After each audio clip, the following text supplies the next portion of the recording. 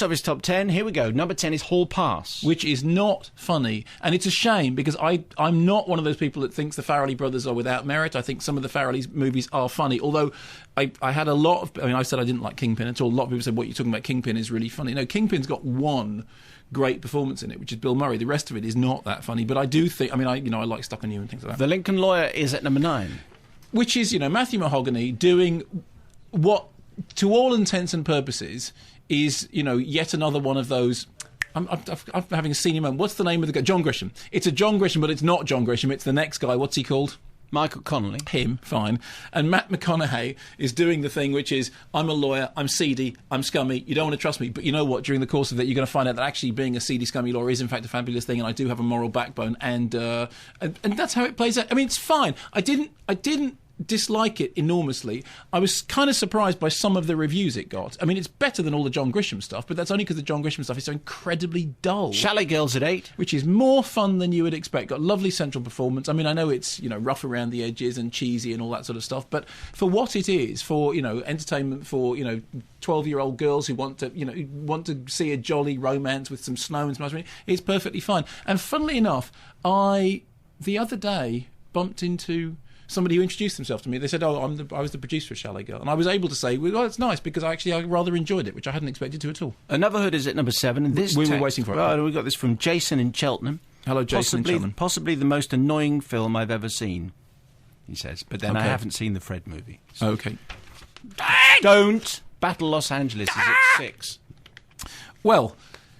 Skyline is out on DVD. Battle Los Angeles is massively more expensive, and is to some extent a superior movie. But they do have to be seen as a pair. I mean, whether or not you think there really was any crossover between the people who made Skyline, who worked on the special effects for Battle Los Angeles, and therefore were tied up with the whole. Whether you think that there's been any crossover or not, they are two sides of the same coin. They are essentially invasion movies. One of them cost thrumpence, the other cost 100 million, and in the end, they do pretty much the same job. I mean, the thing with Battle Los Angeles, and I think you agree with this as well, it is only what it is. There is nothing about it. It isn't anything that it isn't. No, but you'd like it. You wouldn't you have liked to have been surprised at least once?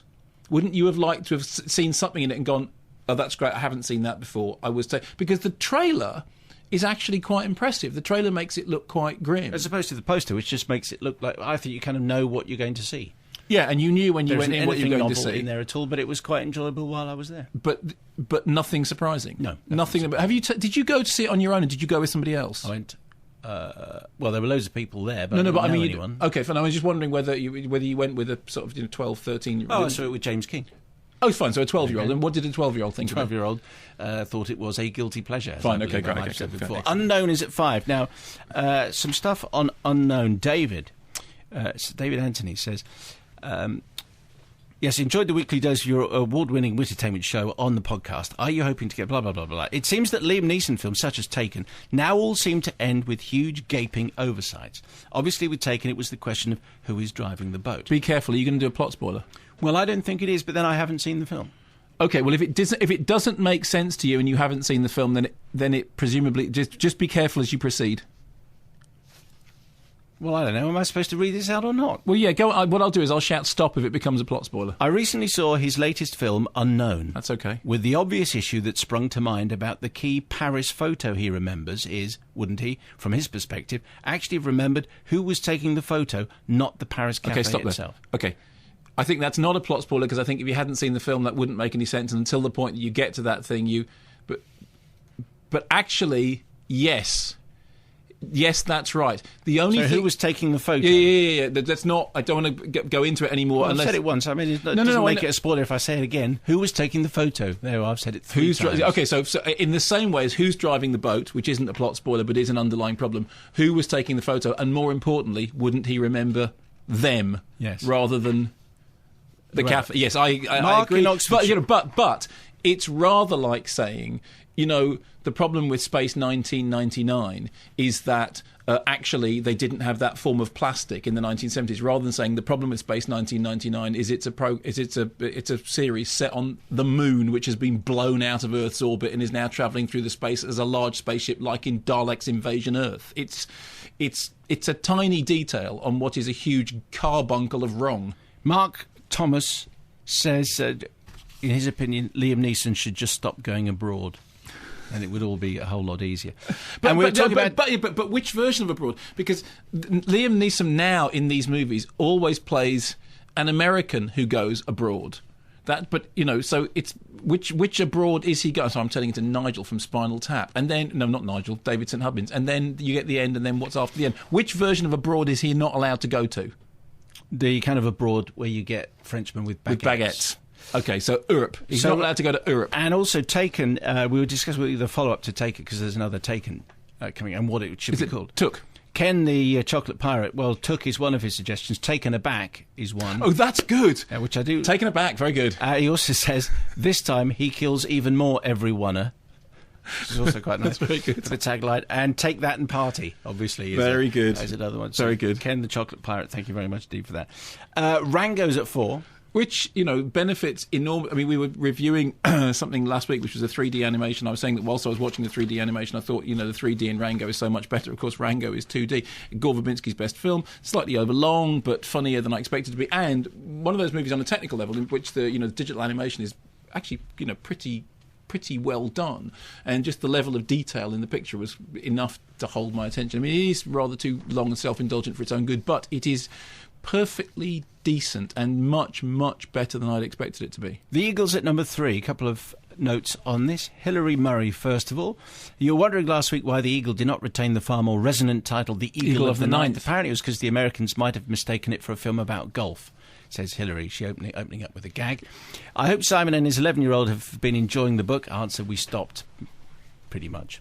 And we started reading the book of I Am Number 4, which is fantastic. Oh, sorry, so you started reading The Eagle of the Ninth and then gave up? Yes. Why? Because we had the book of I Am Number 4, which is more groovy. Is it? Yeah.